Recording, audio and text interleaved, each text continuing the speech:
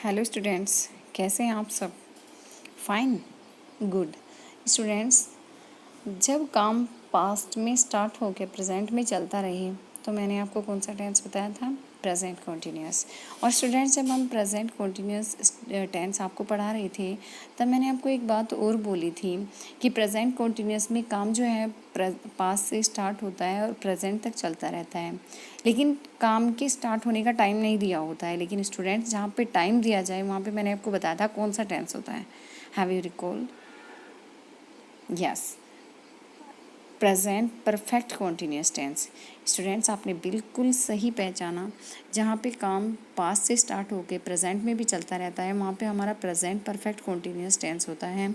और present continuous और present perfect continuous tense में बस इतना ही डिफरेंस है कि प्रेजेंट परफेक्ट कॉन्टीन्यूअस में भी पास्ट से स्टार्ट होता है, प्रेजेंट परफेक्ट कॉन्टीन्यूअस में भी पास्ट से स्टार्ट होता है, प्रेजेंट तक चलता रहता है। दोनों में सिर्फ डिफरेंस इतना ही है कि प्रेजेंट परफेक्ट कॉन्टीन्यूअस में टाइम दिया होता है और प्रेजेंट कॉन्टीन्यूअस में टाइम नहीं दिया होता है। स्टूडेंट्स, एग्जाम्पल से समझ लेते हैं। जैसे कि मैं 2 घंटे से पढ़ाई कर रही हूँ, यानी कि पास्ट में काम स्टार्ट हुआ 2 घंटे से, यानी कि 2 घंटे पहले काम स्टार्ट हुआ था पढ़ाई का, और कर रही हूँ यानी अभी भी मैं पढ़ाई कर रही हूँ। तो आपको समझ आया कि जो पढ़ाई का काम है वो 2 घंटे पहले यानी कि पास्ट में स्टार्ट हुआ था, और 2 घंटे से पढ़ाई कर रही हूँ, मैं अभी भी पढ़ाई कर रही हूँ। काम पास्ट से स्टार्ट हुआ, प्रेजेंट में कंटिन्यू है, तो परफेक्ट कॉन्टीन्यूअस टेंस। यही डिफरेंस होता है स्टूडेंट्स, प्रेजेंट कॉन्टीन्यूअस और प्रेजेंट परफेक्ट कॉन्टीन्यूअस में। स्टूडेंट्स, इस टेंस की पहचान भी प्रेजेंट कॉन्टीन्यूअस की तरह से रहा है, रही है, रहा हूँ, रहे हैं, ये सब जो वाक्य के अंत में आते हैं, जैसे कि प्रेजेंट कॉन्टीन्यूअस में आते हैं। काम पास्ट से स्टार्ट होता है, प्रेजेंट तक चलता रहता है। बस डिफरेंस इतना है कि इसमें काम के स्टार्ट होने का समय दिया जाता है। वे 2 घंटे से क्रिकेट खेल रहे हैं, यानी कि 2 घंटे पहले उन्होंने काम स्टार्ट किया था खेलने का, क्रिकेट खेलने का, और वो अभी भी क्रिकेट खेल रहे हैं। मैं 15 मिनट से तुम्हें पढ़ा रही हूँ, यानी 15 मिनट पहले मैंने तुम्हें टीचिंग करनी स्टार्ट की थी और मैं अभी भी तुम्हें टीचिंग कर रही हूँ। रहा है, रहे हैं, रही हूँ। वह वह 2 साल से इस मकान में रह रही है, यानी कि 2 साल पहले उसने काम शुरू किया था इस मकान में रहने का और अभी भी रह रही है। तो स्टूडेंट्स, या अब आपको शायद इन एग्जाम्पल से समझ में आ गया होगा कि पास्ट से काम स्टार्ट होकर प्रेजेंट तक चलता रहता है और काम के स्टार्ट होने का टाइम भी दिया होता है। पहचान वही जो प्रेजेंट कंटिन्यूअस की होती है, रहा है, रही है, रहा हूँ। और स्टूडेंट्स, देख लेते हैं अफर्मेटिव सेंटेंस को। अफर्मेटिव सेंटेंस में क्योंकि सबसे पहले हम क्या लेके आते हैं? सब्जेक्ट को, तो इसमें भी एज इट इज़ सब्जेक्ट आएगा। सब्जेक्ट के साथ अब क्योंकि काम पास्ट में स्टार्ट हुआ तो परफेक्ट टेंस से हम क्या लेंगे? हैज़ बीन और हैव बीन। और क्योंकि हमारा जो वर्क है वो प्रेजेंट में भी कंटिन्यू है तो कंटिन्यूअस टेंस से हम क्या लेंगे? वर्ब के फर्स्ट फॉर्म के साथ आईएनजी। आपको पता है कि प्रेजेंट कंटिन्यूअस में हम क्या लेते थे? इज आर एम, लेकिन यहाँ पे हम हेल्पिंग वर्ब की जगह, क्योंकि काम हमारा पास्ट में शुरू हुआ और पास्ट में शुरू होने का टाइम भी दिया है, तो हम क्या लेंगे? हैज़ बीन और हैव बीन। और क्योंकि काम अभी भी कंटिन्यू है तो कंटिन्यूअस टेंस से हम क्या लेंगे? वर्ब की फर्स्ट फॉर्म के साथ आईएनजी। तो हमारा रूल क्या हुआ? सब्जेक्ट प्लस हैज़ बीन या हैव बीन प्लस वर्ब की फर्स्ट फॉर्म के साथ आईएनजी प्लस सिंस या फॉर प्लस ऑब्जेक्ट या प्लस ऑब्जेक्ट या कॉम्प्लीमेंट। ऑब्जेक्ट होगा और ऑब्जेक्ट नहीं होगा तो कॉम्प्लीमेंट होगा, और प्लस सिंस या फॉर। अब स्टूडेंट्स, पहले सबसे हैज़ बीन और हैव बीन का रूल देख लेते हैं कि कहाँ यूज़ होगा। स्टूडेंट्स, आपको पता है जैसे कि हमने प्रेजेंट परफेक्ट में यूज़ किया था, अगर हमारा सब्जेक्ट सिंगुलर है, सिंगुलर नाउन है, मोहन है, मीना है, लड़की है, तो हम क्या यूज़ करेंगे? सब सिंगुलर है तो हम क्या यूज़ करेंगे? हैज़ बीन का। लड़के हैं, लड़कियां हैं, दे है, तो हम किसका यूज़ करेंगे? हैव का। अब इसके लिए एक बार और दूसरे तरीके से समझ लेते हैं कि यानी सिंगुलर नंबर, एक वचन सिंगुलर के साथ और थर्ड पर्सन के साथ तो हम यूज़ करते हैं हैज़ बीन का। थर्ड पर्सन में क्या क्या आएंगे? ही, शी, इट और दे। अब क्योंकि दे तो प्लूरल नंबर है तो इसका मतलब ही, शी, इट, इनके साथ हम यूज़ करते हैं हैज़ बीन का। और सिंगुलर नाउन के साथ सिंगुलर नाउन, सिंगुलर प्रोनाउन, यानी कि ही, शी, इट, इनके साथ हम यूज़ करते हैं हैज़ बीन का। और प्लूरल प्रोनाउन और फर्स्ट पर्सन और सेकंड पर्सन के साथ हम यूज़ करते हैं हैव बीन का।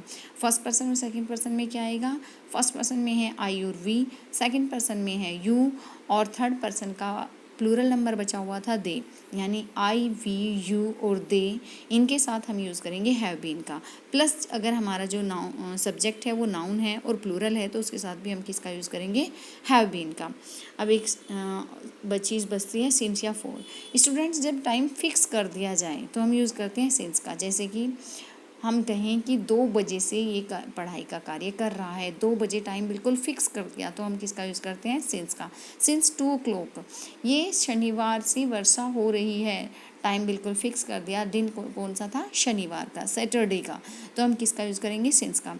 लेकिन अगर हम इसकी जगह कहें, तब तो हमने टाइम दिया कि 2 बजे से, और अगर हम कहें कि 2 घंटे से या 3 घंटे से, 4 घंटे से, अब वो पता नहीं हमें वो घंटे मॉर्निंग के हैं, नून के हैं या नाइट के हैं, तो हम किसका यूज़ करेंगे, फोर का। हम कहीं 2 दिन पहले, 4 दिन पहले से, 2 दिन से, 4 दिन से, 2 साल से, 2 साल से इस मकान में रह रहा है, तो 2 साल पहले हमें ये नहीं पता वो ईयर 2020 है, 2021 है, 1998 है, कौन सा ईयर है हम कुछ नहीं बता पाएंगे, तो हम किसका यूज़ करते हैं, फोर का। तो यानी कि स्टूडेंट्स, जहाँ पे टाइम बिल्कुल फिक्स कर दिया जाए सिंस का यूज़ करेंगे, और जहाँ पर टाइम फिक्स ना हो हम किसका यूज़ करेंगे, फोर का। एक एग्जाम्पल से समझ लेते हैं। हम इस शहर में 4 माह से रह रहे हैं, तो सबसे पहले हमारा सब्जेक्ट क्या है, वी, और वी के साथ हमने बताया था कि वी के साथ हम किसका यूज़ करते हैं, हैव बीन का। अब हेल्पिंग वर्ब लेके आते हैं। हेल्पिंग वर्ब सब्जेक्ट हमारा हो गया, सब्जेक्ट के साथ हमारी हैज़ बीन या हैव बीन का यूज़ होगा, और वी के साथ हम किसका यूज़ करते हैं, हैव बीन का। फिर वर्ब की फर्स्ट फॉर्म के साथ आईएनजी, और वर्ब क्या है, रह रहे हैं, और रहने के लिए हम क्या यूज़ करते हैं, लिव के साथ आईएनजी, वर्ब की फर्स्ट फॉर्म के साथ आईएनजी। तो वी हैव बीन लिविंग, और कहाँ पर रह रहे हैं, इसके कॉम्प्लीमेंट को लेकर आएंगे, इन दिस सिटी, इस शहर में, इन दिस सिटी। अब हमारा सब्जेक्ट हुआ, हेल्पिंग वर्ब हुई, मेन वर्ब हुई, कॉम्प्लीमेंट हुआ, उसके बाद क्या बचता है, सिंस या फोर। अब सिंस या फोर के लिए हम देख लेते हैं कितना टाइम दिया है, 4 माह से। अब वो 4 माह ये पता नहीं जनवरी से अप्रैल तक हैं या मई से नेक्स्ट 4 मंथ है, तो हम क्या यूज़ करेंगे, 4, और 4 माह के लिए 4 मंथ्स। तो we have been living in this city for 4 months. Negative sentence देख लेते हैं। नेगेटिव सेंटेंस में क्या होगा, आपको पता है कि बस नोट बढ़ जाता है, और इसमें हमारी जो हेल्पिंग वर्ब हैं वे 2 हैं, क्या, हैज़ और बीन, हैव और बीन। तो नोट का यूज़ कहाँ होगा, इन दोनों के बीच में। तो सबसे पहले हमारा सब्जेक्ट प्लस हैज़ या हैव, और यहाँ पे बीन और हैज़ के बीच हमारा नोट बढ़ जाएगा। सब्जेक्ट प्लस हैज़ या have plus not plus been plus verb के फर्स्ट फॉर्म के साथ आईएनजी, ऑब्जेक्ट या कॉम्प्लीमेंट, और सेम वही सिंस या फोर। अब इसके लिए एग्जाम्पल देख लेते हैं। यह सुनार 10 दिन से अंगूठी नहीं बना रहा है। नहीं यानी कि नेगेटिव सेंटेंस, और नेगेटिव सेंटेंस के साथ हम देख लेते हैं अपने रूल को। सबसे पहले हमारा सब्जेक्ट क्या है, यह सुनार, यह के लिए हम किसका यूज़ करते हैं, दिस, और सुनार को हम क्या बोलते हैं, गोल्ड स्मिथ। तो दिस गोल्ड स्मिथ। अब क्योंकि जो हमारा सब्जेक्ट है वो सिंगुलर नाउन है, और सिंगुलर नाउन के साथ आपको बताया था किसका यूज़ करते हैं, हैज़ बीन का। अब क्योंकि हैज़ और बीन के बीच नोट आ जाएगा, तो सबसे पहले हम हेल्पिंग वर्ब का यूज़ करते हैं, दिस गोल्ड स्मिथ, फिर हैज़, और फिर हैज़ और बीन के बीच नॉट, फिर बीन, और फिर बनाने के लिए हम क्या यूज़ करते हैं, मेक, यानी कि वर्ब की फर्स्ट फॉर्म, और मेक के साथ वर्ब की फर्स्ट फॉर्म के साथ आईएनजी, मेकिंग।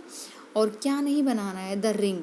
और अब क्योंकि उन्होंने टाइम दिया 10 दिन से, अब ये नहीं पता वो 10 दिन कौन से दिन है, किस दिन से उसने स्टार्ट किया, तो हम किसका यूज़ करते हैं, 4 का। तो 4 10 days। This Goldsmith has not been making the ring for 10 days। अब स्टूडेंट्स चलते हैं इंटेरोगेटिव सेंटेंस पे।